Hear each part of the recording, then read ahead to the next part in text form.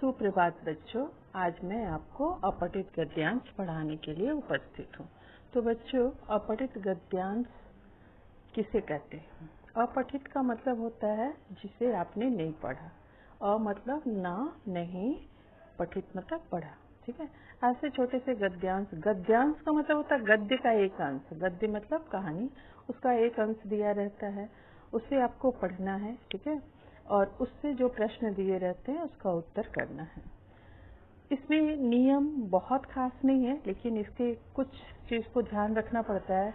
जैसे अपठित गद्यांश को ध्यान से पढ़िए। ठीक है।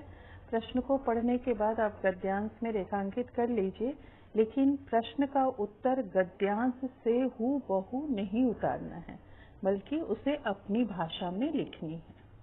तब आपको पूर्ण अंक प्राप्त होंगे। तो आज मैं जो गद्यांश आपको दे रही हूँ, ये आपके ही प्रदीपिका पुस्तक के पेज नंबर 102 में दिया हुआ है। आप वहाँ से देखकर उतार लीजिएगा। ठीक है। तो मैं आपको गद्यांश पढ़कर सुना रही हूँ। एक गांव में एक किसान रहता था। उसके पास एक गाय, एक बछड़ा और एक बकरा था। किसान जितना अच्छा चारा दाना बकरे को देता था, उतना अच्छा गाय और बछड़े को नहीं देता था।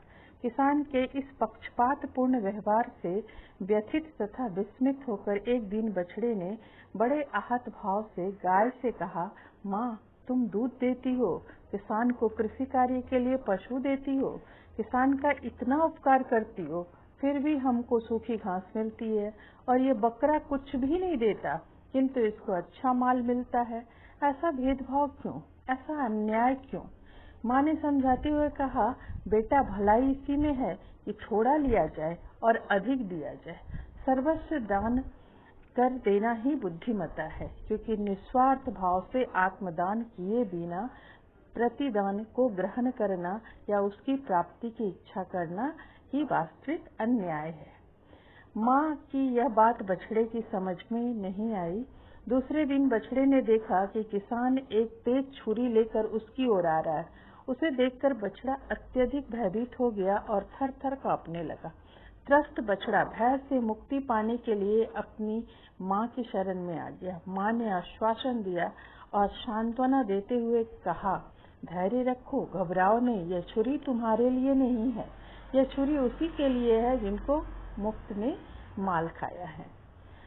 थोड़ी देर के बाद बकरे के गले पर छुरी चल रही थी। माँ की बात बछड़े के गले उतर रही थी। यह कथा यही शिक्षा देती है कि त्याग की भावना से भोग करो, अर्थात जियो और जीने दो। आवश्यकता से अधिक लोभ न करो।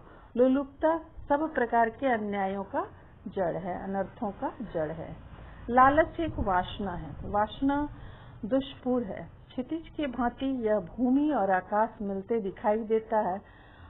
वह दिखाई तो बिल्कुल पास ही देता है, किंतु उसे पाया कभी नहीं जा सकता। वासना भी तृप्त होती भाषित होती है, किंतु कभी भी पूरी नहीं होती, क्योंकि वासनाएं असंख्य है। लालच का मूल है स्वार्थ, और स्वार्थी मनुष्य अकेला ही जीना चाहता है। उसको मात्र अपनी सुख सुविधा की चिंता होती है। उसमें सह अस्तित्व का भाव नहीं रहता। वह बांटकर नहीं खाता। परिणाम स्वरूप वह मानव की कोटि से गिर जाता है। वह मनुष्य के रूप में पशुवत जीता है और आजीवन पृथ्वी पर भार स्वरूप बना रहता है। तो बच्चों, ये गद्यांश थे। इसके प्रश्न हैं।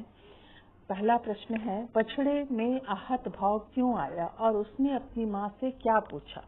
इसका उत्तर है, बछड़े में आहत भाव इसलिए आया कि उसे सूखी घास मिलती थी और बकरे को अच्छा चारा दाना मिलता था। उसने माँ से पूछा, तुम किसान को दूध देती हो, खेती करने के लिए बैल देती हो, फिर भी किसान हमें सूखी घास देता है, वह ऐसा पक्षपात क्यों करता है? दूसरा प्रश्न है, गाय ने बछड़े को क्या समझाया? गाय ने बछड़े को समझाया कि हमें सदा थोड़ा लेकर अधिक देना चाहिए। दूसरों के लिए सर्वस्व दान करने में ही बुद्धिमानी है। तीसरा प्रश्न है, बछड़ा भयभीत क्यों हुआ और उसकी माँ ने उसे क्या आश्वासन दिया? तो उत्तर है, बछड़े ने जब किसान को छुरी लेकर आते हुए देखा तो वह उसे देखकर भयभीत हो गया। माँ ने उसे आश्वासन दिया, यह छुरी तुम्हारे लिए नहीं है, यह तो उसके लिए जिसने मुफ्त का माल खाया है। क्षितिज का उदाहरण से क्या समझाया गया है और कैसे? क्षितिज का उदाहरण द्वारा समझाया गया है कि इच्छाएं कभी पूरी नहीं होती। पूरी होती हुई प्रतीत होती है, परंतु वास्तव में वह कभी पूरी नहीं हो सकती। जैसे क्षितिज पर आकाश और पृथ्वी मिलते हुए दिखाई देते हैं, परंतु वह वास्तव में कहीं नहीं मिलते। 5वां प्रश्न है, यह कथा क्या शिक्षा देती है? इसका उत्तर है, यह कथा हमें शिक्षा देती है कि निस्वार्थ भाव से अपने कर्म करते रहना चाहिए तथा लालच से बचे रहना चाहिए। जो व्यक्ति केवल अपना ही स्वार्थ देखता है वह लोभी बन जाता है, और लोभ सभी अनर्थों की जड़ है और यह मनुष्य के पतन की ओर ले जाता है। तो बच्चों, आज मैं इतना ही, अगली कक्षा में इसके आगे का भाग करवाऊंगी। तब तक धन्यवाद।